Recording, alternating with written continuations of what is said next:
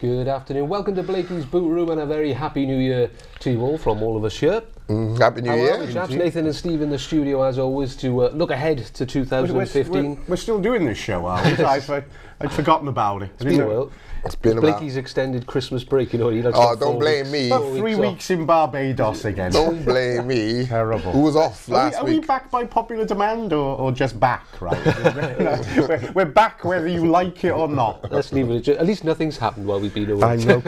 Quiet on the Cardiff City front, as always. Indeed. Well, we'll come to all that. Obviously, Vincent Tan probably started it all Christmas Day, and we've had Boxing Day games, New Year's Day. Call him now. Let's start with the most recent then. Obviously, the cup game. Colchester on Friday night. A win was a win, as they say. The big issue, obviously, 4,194, I think, was it? The attendance, the lowest ever at Cardiff City Stadium. And what was it like there, first of all? It was odd on the television. It was a very strange atmosphere, and the fact that those who were there, or I would say quite a large majority of those who were there, you could feel them almost wanting to moan, but they couldn't. It was like 15 minutes in, and to be fair to Colchester, they played some decent stuff, and our fans started to get frustrated, and you could hear a few shouts from the crowd. When there's that you could many hear people, conversations in the crowd, and they were getting a bit annoyed. But I think as soon as the first goal, second goal kind of thing, they kind of like just quietened down. They didn't chirp up any, but strange atmosphere. But lots of factors, why there was such a low crowd. The word boycott, we used it ourselves. I mean, some fans said they were boycotting it, but generally it was more of a confirmation of the apathy, wasn't it? I couldn't work out if it was being boycotted or it was just a good night to go to the pub. It was on the telly after all. It was on the TV. And it was a strange day. It felt like apathy. It literally felt like a 21s game. It did. It felt like, we've had Christmas, we've had our New Year, we've had our games over the Christmas period. This game, usually you play New Year's Day, don't you? Is the normal league match, New Year's Day. It was like a FA Cup fixture, and it just felt very strange all around, I think. Sad, really. And I think one of the things about it that was a problem through social media was fans that had turned up being criticised by fans who had boycotted. These people they should have stayed away with us. Just another illustration of the kind of divided fan base that is ruining things at the club right now, I feel. People fan against fan, a house divided cannot stand. And I thought that was preacher man. Preach. Is that Shakespeare? Great player. I used to watch him all the time. I don't want to lift the tone of the show. Far from it by me to that. But no, I was obviously monitoring social media. People saying, "Well, what are they? There's such a low crowd. There shouldn't be anyone there at all," and all that. So, yeah. But as you say, John, I think boycott or not, another indication of the kind of apathy and discontent that's right through the club. Got to have had an effect on Vincent Tan. I'm not sure he would have been glued to his telly maybe for the game, but certainly would have been aware and seen pictures, of all those empty seats.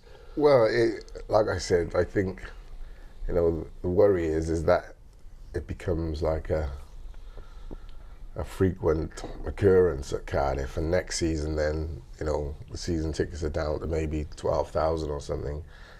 And gradually, because I'm from an era where there were no very little fans, very few fans. Well, it was like going back to '92 or The something. good old days. It was. I was half tempted to go clubbing after the game. I haven't been clubbing in To the hell of- wine press. Yeah, I actually said, "Does anyone want to come to Jackson's?" I did. I said, "Let's go. Come on." It was a The full. bank. I asked how much is a ticket for the Bob Bank Terrace when I arrived. It was No, like but the good old bad old days.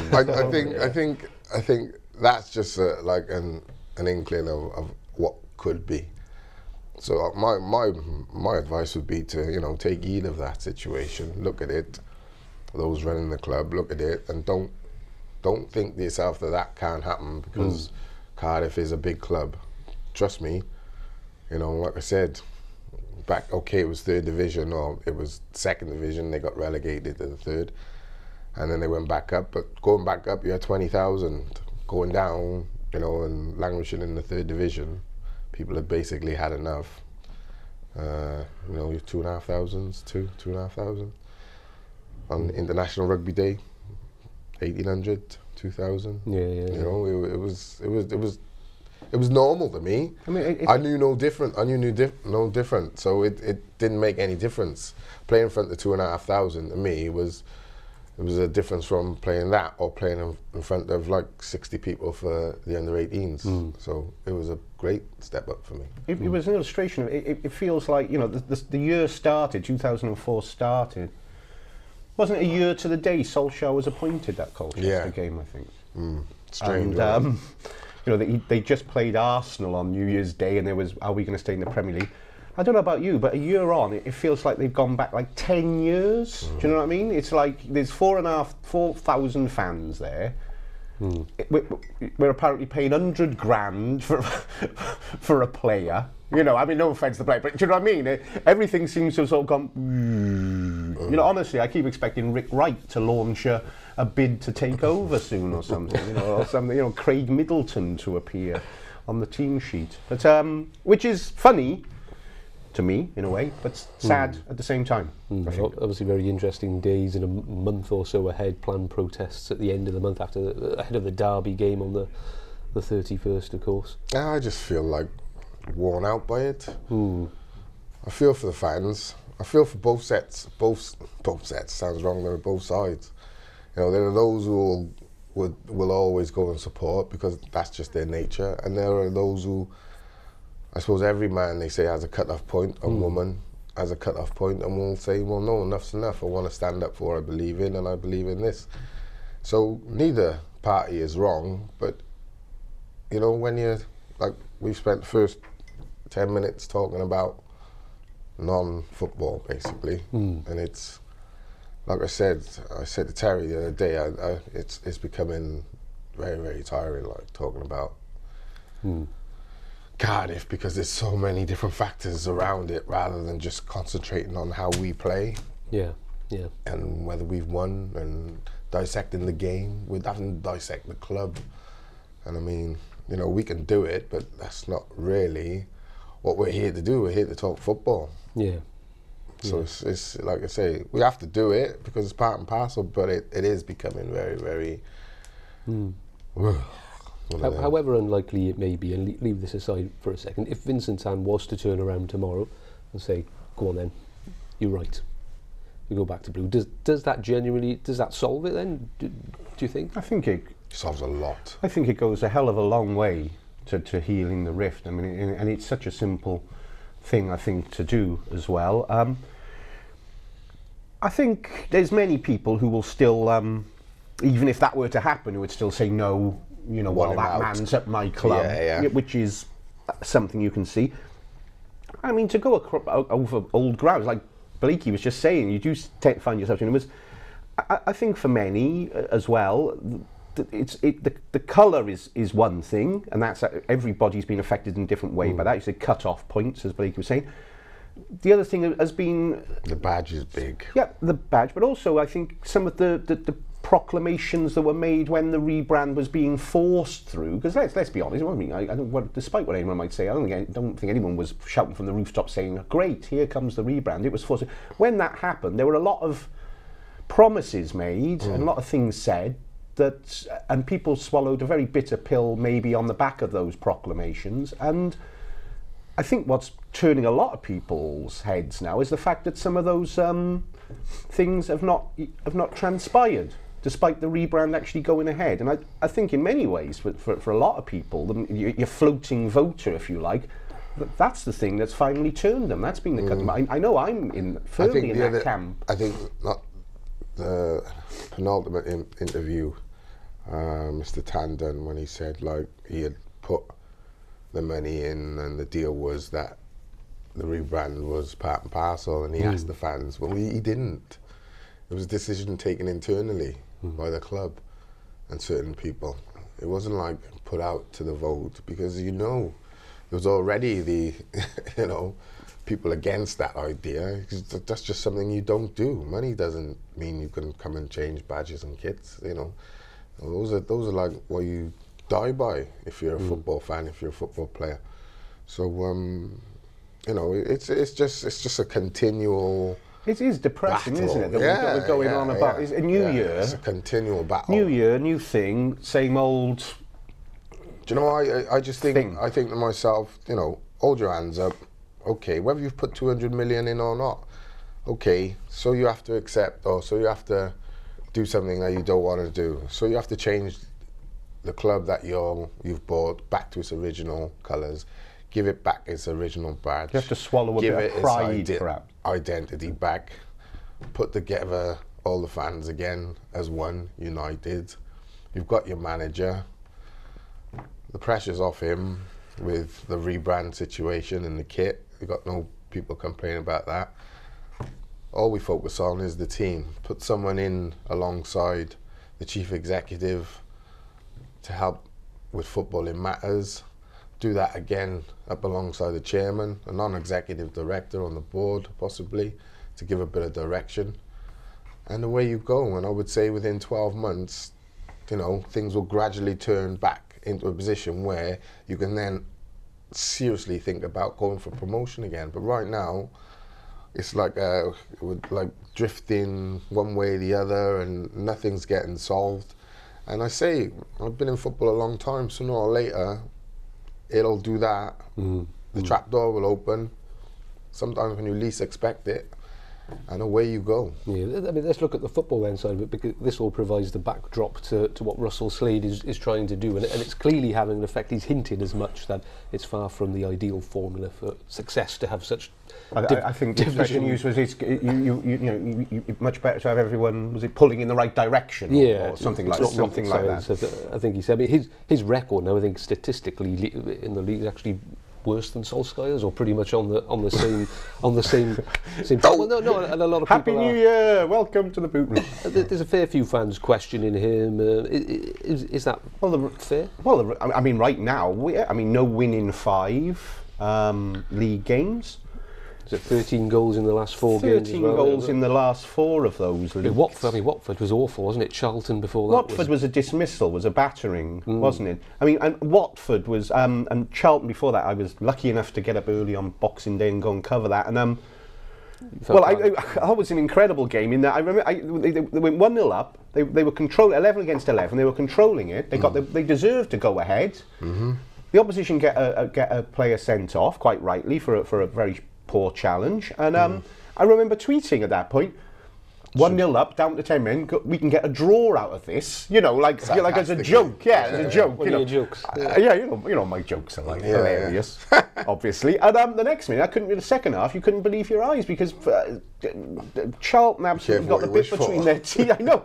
I was sitting there and in the end they were holding on. I know it took so long. So I think supporters have every right at the moment to be questioning the way they're playing and the way Russell Slade is setting them up and what's going on there right now. Because, quite frankly, they've got an incredibly tough January. Starting with Fulham on the weekend, like a really tough one. Some biggies in there. Well, Fulham are a similar story to Cardiff, aren't they? They made a right mess of getting relegated, didn't they? So but I mean, they're not going to be any monks coming down here, and then they got the likes of Norwich, Fulham, all looming on the horizon. So, it's like we said earlier. I mean, get to the end of January, if things continue as they are, the playoffs are gone. I think things continue, you're looking at being 4 or 5 points off relegation, and not in a relegation battle, but almost one step away from it. And then the talk starts, and then you start sleepwalking into a relegation battle. Confidence, without confidence throughout your team, throughout your squad, you're always going to struggle. And I think, like the other night against Colchester, it was blatantly obvious. There's a lot of players struggling with confidence, and a lot of that is down to player-fan relationship at the moment. You know, the players are bearing the brunt of a lot of things which, you know, they don't select the manager, they don't select the kit colour, they don't select the badge, they don't select whether the owner changes equity, the shares, blah, blah, blah, blah. They don't control all of these different factors, but the fans know it inside out because it's their club, and they're going with like a, you know, big weight on their shoulders to the games, and as soon as on the pitch something's not right, bang, you're having it. You know what I mean? There's very little patience now. There's no patience. I suppose the apathy must feed. I can't imagine any Cardiff City player pulling on the shirt in the dressing room thinking, yeah, I'm going to go out and play for Cardiff City.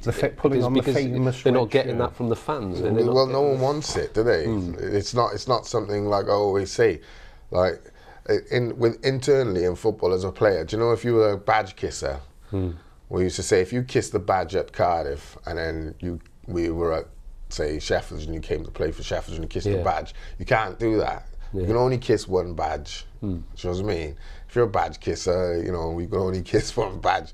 But, you know, a lot of people grab their shirt and rip their shirt and, you know what I mean, and show their badge, you know, because you understand what it means. It means a lot to you as a player, and it means a lot to the fans. It's almost like that's the one thing that connects you regardless. But no, you won't see a player grabbing the badge or kissing the badge, grabbing the shirt.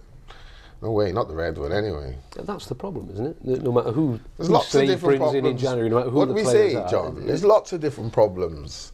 There's so many different problems that, you know, that's what I say, we're tired. You scratch your head on where to start. You know, you can't say, oh, it's Slade's fault. You can't say it's the player's fault. You can't say it's this or it's that or this. There's just so much heaped together, and it's just become one major avalanche of a problem.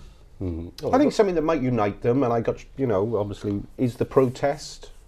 I think we talked about divided things. I think people in a peaceful and orderly and passionate manner, like Cardiff City fans can be, should get behind it. Yeah, but you'll always have some who don't believe in it. No, but I'm just saying there's always going to be some, and that's fine. You know, there's probably guys got red shirt for Christmas loving it. Yeah. Great.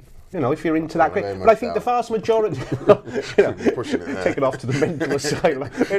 But you know, hang on, there may be one or two. Yeah. Guy got the white shirt for Christmas. Yeah. No, you never know. But I think the vast majority of people now want him for whatever their reason. As we said before, whether on the first moment it was said we're changing to red, you said, that's it, I'm off. Or last week you just took your red shirt off and said, no more. Anywhere in between that. I think a coming together there is a healing process, and an orderly, just a proud, dignified protest sending out the message, we want to change back. It won't work, it definitely won't work, whatever.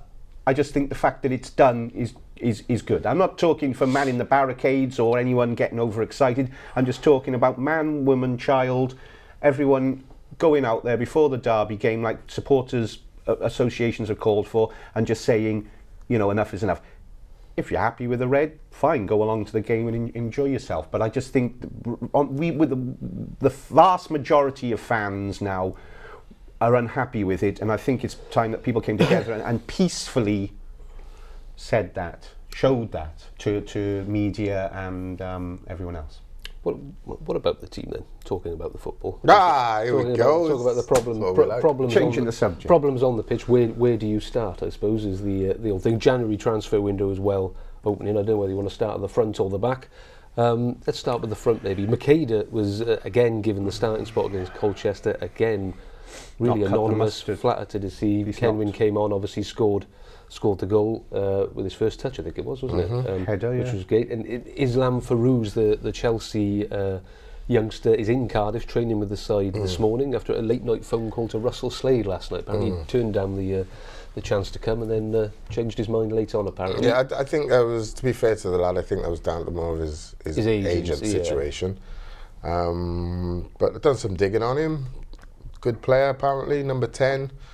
Little experience, that's probably my only worry. And I always say, listen, fans, let me just give you some advice now, right? When you're a young lad coming into a side which is struggling with confidence, it's far easier for 10 or 11 men to bring you down as a 19-year-old to their level than it is for you as a 19-year-old to pick them up to a high level of confidence. It's nigh on impossible, right? So if he comes and he's not, ripping up trees within the first month, give the lad some time, depending on how long he stays for, and give him a decent opportunity, because like we're saying, is it fair for the manager to come into this sort of situation? Well, that situation hasn't gone away. Now you've got players who are going to be coming into this situation. Prime example for me was Adiemi. Came from Birmingham as a hot buy, straight away bang. I could see it in his game. It wasn't like he wasn't confident because of the reaction of the fans. And it wasn't they were on his case; they were just on everyone's case because there's so many different factors which we've already discussed. So, he's impressed lately, though. He is becoming, but he's an athlete. He's an athlete. I think he deserves. He looks like a guy as well who can burst. A bit of confidence, a bit of a run in the side. Yeah. I think he could be a bit of a missing link in. And don't ask him to do what he's not capable of doing. He is, for me, he's a great box-to-box midfielder, great athlete. And a couple of times the other night against Colchester, once in the first half, he's burst beyond a lovely good shot as well. Burst beyond the midfield, running at the back four. A couple of times in the second half, same, depending on whether he passes or shoots.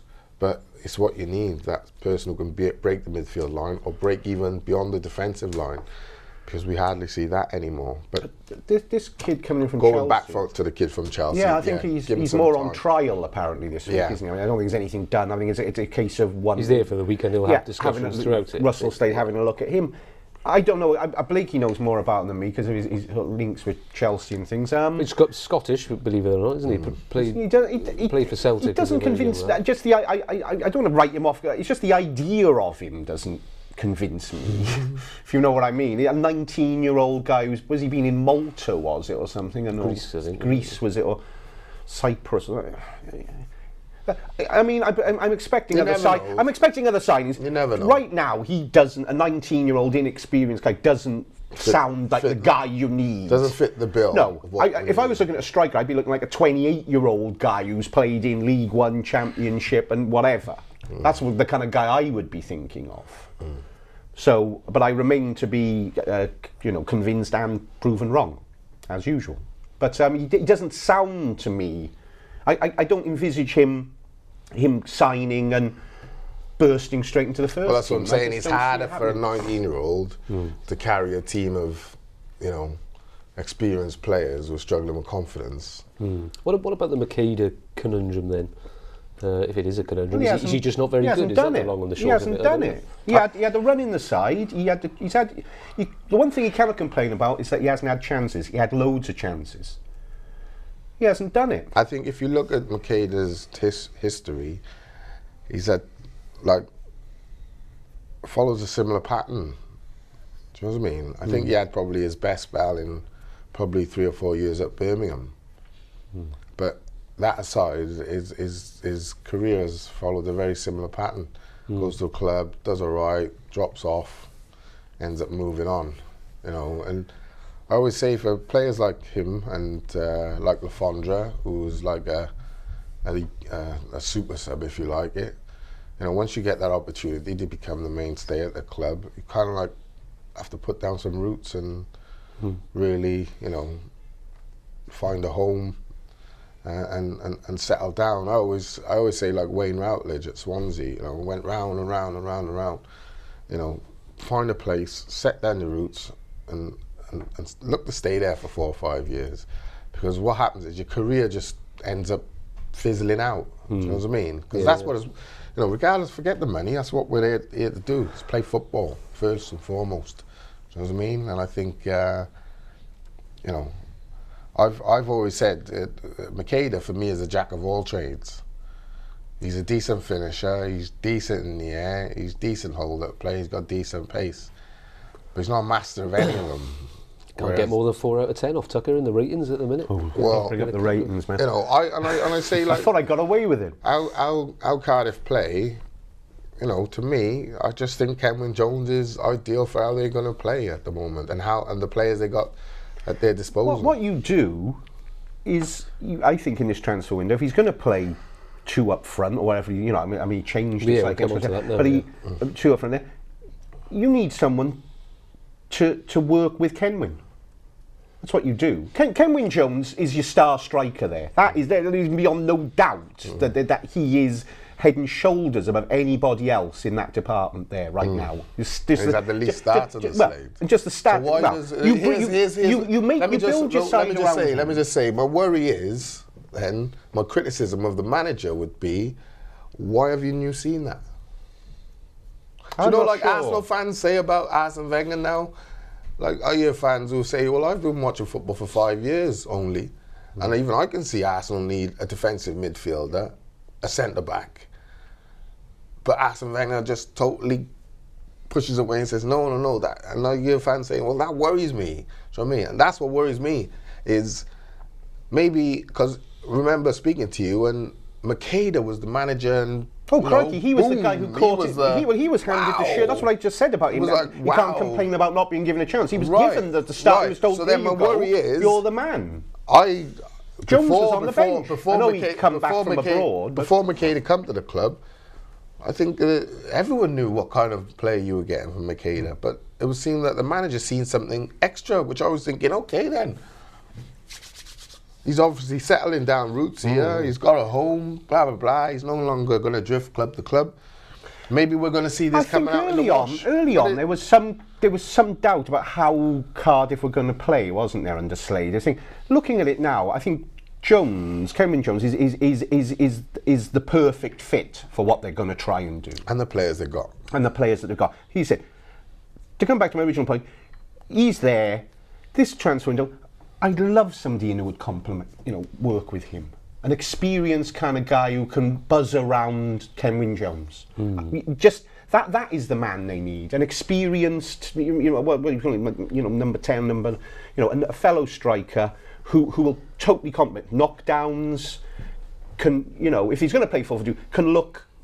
Pick a pass when Kenwyne makes a run. That is exactly what they need. And I mean, Russell Slater, when he arrived, spoke about partnerships throughout, from in the middle. Well, one thing he's failed to do. I know we haven't played the same back four. Yeah, exactly. Well, he's failed to do. One of the things he's failed to do is find that partnership. For me, I don't think Lafondra works with Kenwyne Jones up there. I certainly know Makeda. He's another one, Lafondra. But I mean, you were just talking about some of the qualities you'd like to see in a player they bring in. Lafondra is supposed to have most of them, isn't he? He's supposed to be the man you just described. Yeah, okay. I mean, in theory, but in practice, I don't think that's worked. I think, like Blakey was saying, for me, you have another up there. Start with Kenwyne. Their partnership going.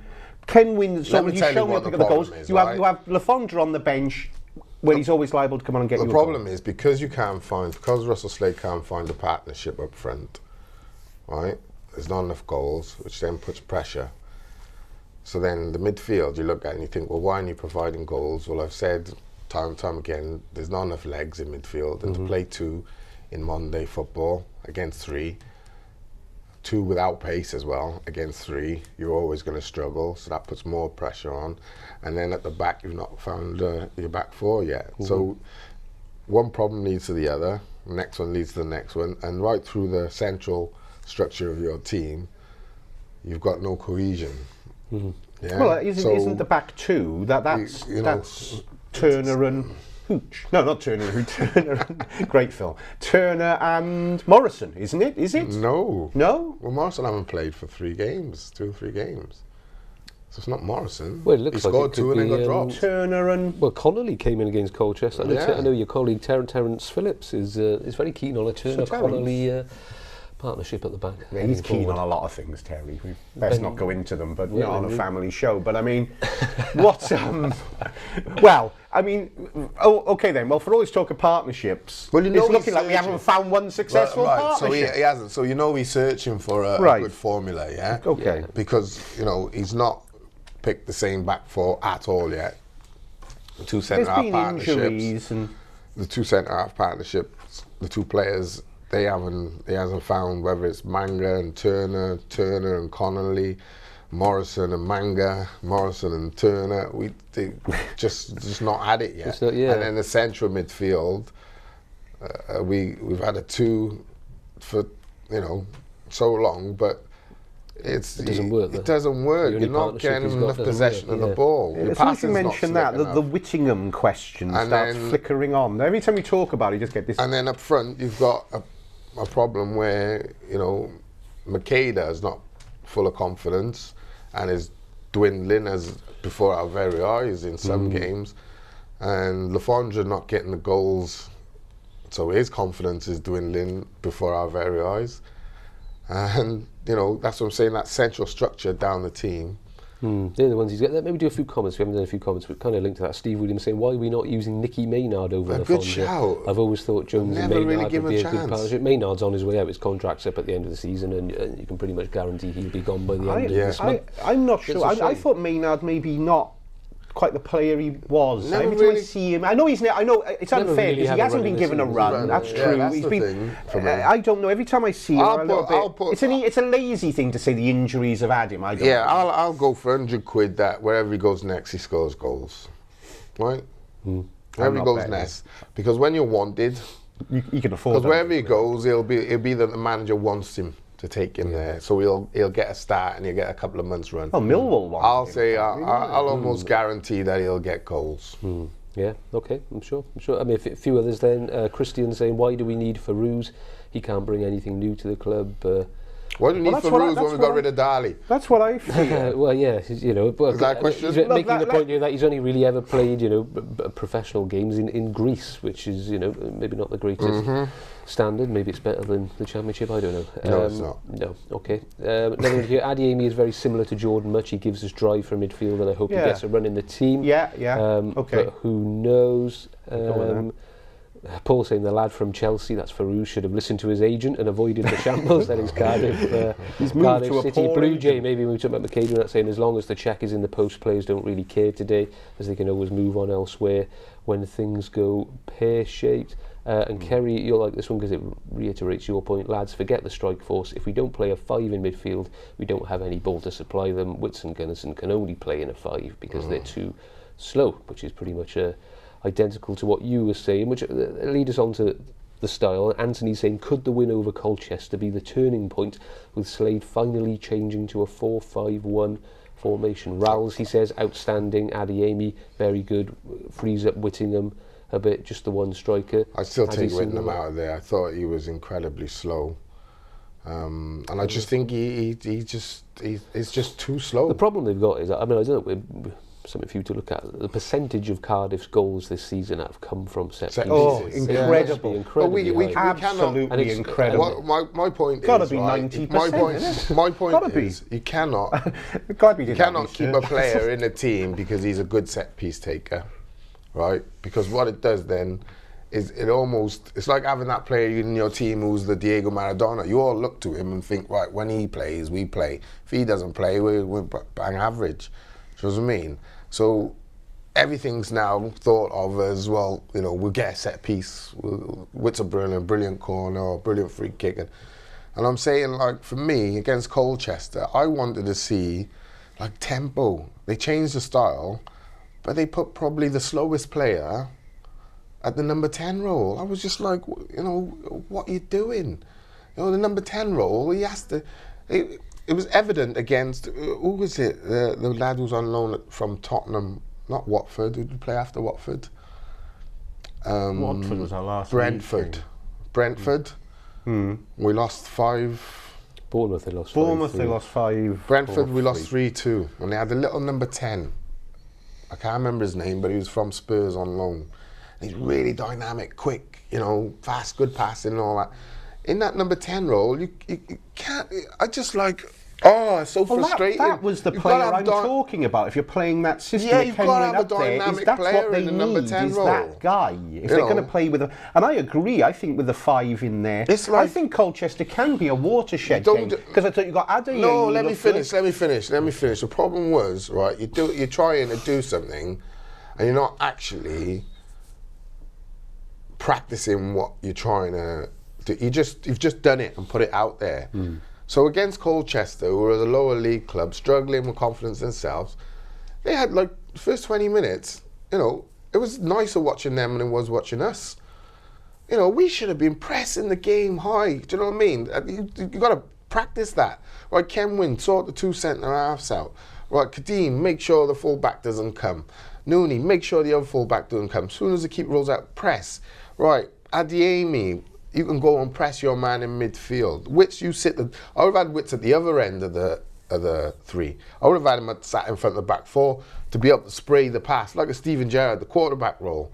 Even though we know he can tackle, if you're going to utilise him there, because he's not quick enough and not dynamic enough to give you up front. And it's like, come on, man, you know. So we're saying Whittingham shouldn't be in that team. Well, the system we play, we should have put more. It was like a practice match, wasn't it? The game, yeah. Even though it was an important game, what I'm saying is we should have been experimenting on what we're trying to achieve for our league, because if we were playing a league team, I think we would have got beaten that game, because we were just... It was ploddy, you know, it was slow. Well, they've never found a rhythm, have they, really? We said it all along. That links into why all these goals are coming from set pieces, because they're not creating enough through open play. No, because we don't they have the haven't ball got- long enough. Yeah, they don't get enough of the ball, and when they've got the ball, there's no zip about it, or no energy, or you know, it's like a domino effect. Once you start leaking goals as well, you're always fighting, you're always... You can't get swimming leaking upstream. more, really, than 13 in 4 games, can you? No, I mean, that pretty is just cool. shocking, really. Pretty And cool, so, okay. you know, it's... Well, my problem is I sit back and I think, mate, I watched the TV, I recorded the game, I watched the game, and the game before that, 4 of the goals we conceded against Watford, was it? Yeah, 4-2. Could have been avoided simply by players just running a bit harder. Oh, I spoke to you about it. Yeah, Right. you were. I analysed it, watched the goals, and it's just forget like the skill, just running a bit harder to close people down. Fans, when you're watching the game, midfield, watch how many times midfielders against us have time on the ball, whether they're sat on the halfway line or sat 10 yards outside our 18-yard box, to pick their head up, clip a pass, slip up through ball. Against Watford, 3 or 4 of the goals, one ball was taken out. Whittingham, Gunnarsson, and who was the other one? Was tucking in often. It wasn't Adeyemi. Anyway, one ball was taken out at 3 players, 3 of our midfielders. And the one time we took them out, the player came back the other side of them, played the ball out wide to the left. The full back, I think it was Brayford, didn't close the cross down or get close enough. Cross in, boom, goal. I think it was That was the last one. It was the 4th goal, was it? No. It was in the other end. So it was in the first half, where the left back crossed it, and the boys glanced the header. I think it was. It's just you know, those are things that are they're not coaching. That's just down to, again, I'd say mostly down to confidence. Because when you're winning, you run harder. When you're enjoying it, you run harder. When you're not enjoying it, psychologically, everything becomes difficult, you know? And I just think at the moment, if they were to up their tempo, up their work rate on pressing, even if they didn't win, you'd start to see the formula coming, because they'd be able to carry that out, not for 90 minutes pressing, but over 90 minutes, you pick and choose when you press.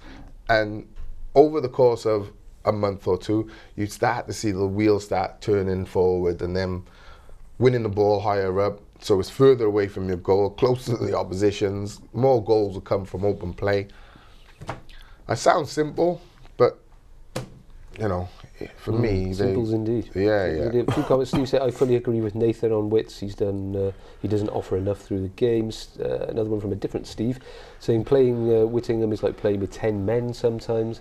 He's in the team for corners and free kicks, and apart from that, he offers very little. Maybe getting dropped might be a good thing for him. He looks tired. We've seemed to have said that a few times over the last few years. Another one, Jay Rees saying, Blakey, what's happened to Nooney? His head's gone, he says. Not the player he was. But that's what I'm saying. Great point. But Noon came back, and when Noon came back, it was almost like, sorry mate, it was almost like it was almost like a saviour moment. Well, a lot was expected of him. Do you know what I mean? And he hasn't quite got back up to that level where he was when he left, when he got injured. He's shown but at the some same good time, flourishes. But you're in a side which, like I said about the 19-year-old, it's difficult for one man to lift the spirits of 10 guys. It is. I think Pilkington's been missed, by the way. Something we've forgotten about. He was just seemed to be getting going, and then they got the injury, and he's still injured. So. He's been missed, which is affected things. So Alex may be hitting the nail on the head. He says, in the first half, I don't know if he's talking about the Watford game here, in the first half at home, we had 20% odd possession, which I think they did, and it was 28% possession or something. That is exactly why we're getting beaten. We're overrun in midfield. It is so simple, yet Slade cannot see it. Again, echoing your thoughts there, really, I suppose. It's doing my head in, mate. It really is. It really is. But positives, I mean, if he does go for the 4-5, do you think he will stick with that 4-5 with Rowles? Because Rowles and Adeyemi were two of the most impressive players, weren't they? I thought they were impressive. And I haven't mentioned Kadeem Harris. Kadeem Harris scored a lovely goal, didn't he? And he's got a little bit of Someone kept on about him on the show. I don't know who it was. Thanks, Trey. Yeah, I've always been a fan. What? Yeah. Saying that we needed that pace. Well, he's got that pace and zipper, but still a bit raw, isn't he? And he's still inexperienced. He still does some not bad things, not bizarre things. Just things which you think that's inexperience. Like he'll dribble at times when there's no need. Sometimes you think, right, just stop it, jink it outside and get your ball in. There's actually no need to take him on. Sometimes there's 2 or 3 players around him in tight spaces where you think, give it wide. There was a time the other night where I thought, right, it's coming to you. You're in crowded space. You know there's 3 players coming to close you down. So you're going to have to move the ball 1 touch out to the left back, I think it was. And he took a touch, tried to turned, and they just closed him down, took the ball off him and come away. Now, as the standard goes up in player, that will happen more often if he's not careful. What he needs to do is recognise when he get it, run at the player. When you get it, give it. Sometimes switch it. Sometimes into midfield. Sometimes off the striker. He needs to really mix up his game. That's his next learning process for me. Okay, bit of breaking news actually. While we're on excitement. Interesting indeed. Statement from Cardiff City Football Club. Cardiff City Football Club recognises that one of the key assets the club has is its fan base. In recognition of their importance, Vincent Tan has asked Cardiff City Chairman Mehmet Dalman and Chief Executive Ken Chu to invite a cross-section of supporters and stakeholders for a consultative meeting, including but not exclusive to Cardiff City Supporters Club and Supporters Trust. As such, a meeting has been scheduled on Thursday the 8th of January 2015, with invitations being compiled and sent today, Monday the 5th of January. The purpose of this consultation meeting is to give supporters an opportunity to openly share their views on a number of topics in relation to the club. We should go, mate. We care about our fans and their views are important to us. I would think that is, you've seen what's gone on against Colchester and have taken heed of the situation and thought, maybe not 4,000 next season, but you could be looking at 10, maybe 12,000 averaging next season in that stadium. And remember I said on this show, money people understand when there's money at stake. Yeah? It's true. All of a sudden, there's, okay, we need to rethink this because, like it or lump it, you're not going to sell a club, if Mr. Tam wanted to, with 10, 12,000 average gate. You know what I mean?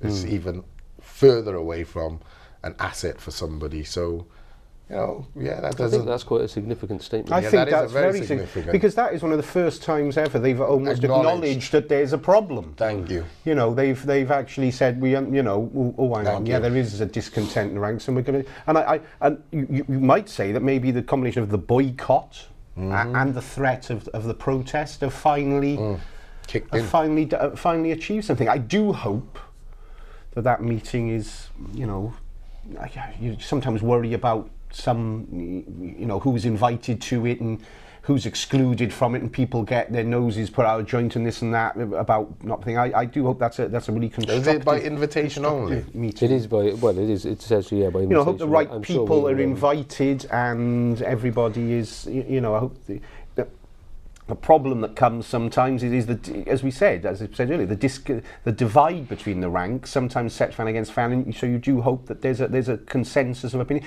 I mean, what's number one on the agenda there? The shirts, of course. Everything's and the badge or whatever. Everything is subservient to that. So let's hope there's a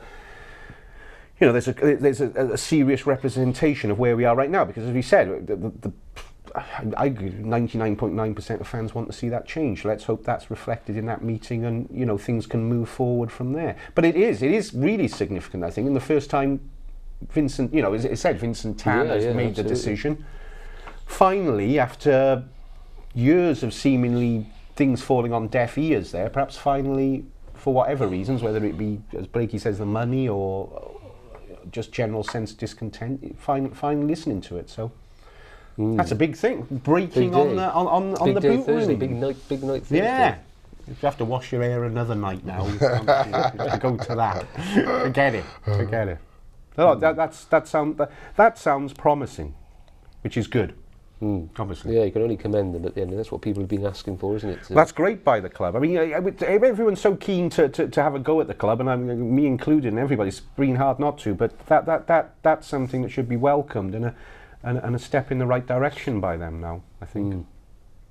Interesting stuff, indeed. Well, Creditable. maybe that'll sort of buoy the players ahead of Saturday in Fulham. Do you think? Maybe because they're a club. I mean, they're 3 points below Cardiff. They've not had the greatest start. They're in 17th, which maybe shows how Cardiff are not that far off being dragged into a battle at the wrong end of the table. But they've been almost as calamitous as Cardiff, if not more. I suppose, It's a big game for Cardiff. Change of back manager. home again and no winning fight. It's an enormous game. It's Fulham now, yeah? Yeah, Fulham home Saturday. You know, that's, you know, because when Slade first started, he had that really good home record, and that's, you know, when he couldn't win away, and that's been shaken, and that's big. That's like Youch. that's like yowza, as I say. Big When game. Acting strange. Old mate Kit Simmons as well. Yeah. Old Welshie. Leading the Least pack. I mean, they're a very wildly inconsistent team, aren't they? They beat somebody 4-0 recently and lost 5-0 then to Watford. I think Watford did didn't they? 5-0 at Craven Cottage, This is just after Cardiff had won at that Cardiff's last win at Vicarage Road. Oh, it's, you know, and everything. This, as I said earlier, this month, you know, I mean, I think, Norwich away, Borough away, and then Derby home. Crikey, it's a definitive month. It's a big, it's a big month. And what with the meeting You with want the it, as a player though, trust me, you I relishing say- it. Well, relishing from my perspective as a player, you know, But you were in a buoyant off and a buoyant Cardiff side. Now there's a, like you said I earlier. went buoyant when I was like a kid. Well, I was a kid all the way, but when I first broke into the first team, they weren't buoyant. They were on the verge of going out into the division, so which was the old 4th division. So You have to turn them around. but no, I've always been of the opinion, like, you want to play the big names. You know what I mean? You want to play other teams. Fulham, they're under pressure. Norwich, they're under pressure. They're not doing so good. So, But you know, they never win at take- Carrow Road. you take That's one of those those. It was the first very time, rare. mate. You know, Very rare. you know, you gotta play the psychology to your advantage. You know, you're at home against Fulham. Fulham, you know, aren't That's why that's so. playing well, aren't travelling well. You know, they're not like you can't score a goal against them. They have lots of clean sheets, so there's a great opportunity to get some confidence, get a win, even if it's 1-0. get a win, but the performance has to be better. It's not so much, the result is important, but the performance has to be better. You have to start showing what direction this club is going in. And then you come up against, not Borough, Norwich, is it? I think it runs Fulham, Norwich. Yeah, the Borough game is not on there because of the FA Cup. Well, the FA Borough Cup, game might be in doubt because of an FA Cup thing, and then a So derby at home. Norwich, you know, if you go to Carrow Road, they're struggling with confidence at the moment. They're up and down, up and down. You go there, put on a good performance, start high, good tempo. You know, don't concede. Maybe get yourself a goal. You have a pattern where you're trying to work towards. Don't always work out, but you know, you might not score until the 85th minute. But you know, keep that clean sheet. Press the game high. You know, solid at the back. Get the ball on the floor. 1 touch, 2 touch, pass, move. Speed up the tempo of the game. Play at the tempo that they don't want to play at. And you know, all of a sudden, boom, Fulham, Norwich. 2 games, 2 good results. That's, you know, the performance is everything at the moment. You know, I think the performance over, sounds crazy, but the performance over winning at the moment, because, you know, fans are disgruntled with everything that's going on. Plus, they don't like what they're seeing. This is the entertainment business, whether you like it or not. You know, people said to me, "Oh yeah, but isn't it all about winning?" It is all about winning. But you know, you look at every great team in the past, every great team who won a winning style. Very few win just as like a bunch of, you know, chuck together and have a go. That's like fairy tale. That happens once in a blue moon. Most teams who are at the top, winning our leagues over the past 20, 30 years, 40 years, 50 years, won in a style. I mean, you might question when Revy's Leeds won it, like, and they said kicking people and what have you, and then Cloughie went in and tried to change. But you could understand what Cloughie was trying to say. Do you know what I mean? There's a way of winning. You want to win, and it's not. But Cardiff are so far from that. I can't see that this is being what I'm saying. The performance needs to start. Well, if you don't start maybe a going in start, that direction, you've got to start somewhere. And I always say the starting point is the next game. Yeah, like I said, you might get 30 minutes of how you want to play in 90, and then over a course of a month, that 30 minutes becomes 60 minutes. Then over a course of 3 months, that 60 minutes becomes 90 minutes, and within 3 or 4 months, you then got a way that, you know, everyone knows, whether they come off the bench or whatever. This is what, if I'm a centre forward, I press the 2 centre halves. If I'm a right winger, I press the left back. Same on the other side. Full backs up. Blah blah blah. You know, at the moment, we're playing a back 4, a midfield 4, a front 2, and it's kind of like very open because goals are just flying in. Now we've changed the system against Colchester. Work at it. You know what I mean? You don't just change it and think, well, we're going to press. Why? Because I said so. There's a method in the madness. You have to go through it, and it's horrible. It's boring. It's cold. Wrap up warm, fellas, because it stop, start. It's monotonous. Maybe they could borrow the outfit you were wearing on the BBC at that Colchester game. It looked like sort of a... Honestly. I've never seen anything like it. It was Wrapped up. Russian. But you just flown in from Moscow. The Moscow front. 7 degrees. I thought it was quite nice. As I said, they said the camera adds a few pounds, but I mean, no offence. How many cameras are on? I know. Hey! No special cameras. I want to ask, who do you want in the cup? You know, we did win, didn't we? You know, 4th round and all that. Just wonder what you I'd take like a Villa or something like that. Premiership team, Villa home. struggling with a bit of confidence. Villa. Unglamorous Premiership team. I tell you what, I'm Chelsea It's at not home. that. You want a Premiership team and Chelsea at home, and I'm boycotting. a team that Or maybe not. Let's see what happens at this meeting. Oh, of course, it may not be necessary. a team that you're capable. Good hopes. Well, you're capable of beating anybody, but a team that, you know, is struggling with confidence a bit. Blah blah blah. You go, you nick a result. But shouldn't you, in that case, just have like, I don't know, who's rugby? I can't remember. No, because if you nick well, psychologically, you're beating a Premier League team. Okay. Do you understand what I mean? All right, yeah. So you're beating a Premier League team, whether they're struggling or not, it's immaterial. It's a a giant killing. Swansea? Just, you know, if you beat someone like Swansea who are playing really well, again, draw confidence from it. Okay, let's finish then with the usual predicted formation that Russell Slade is going to choose and a predicted score against Fulham. I'll go for 4-5-1. You'll stick with that, I think. For change.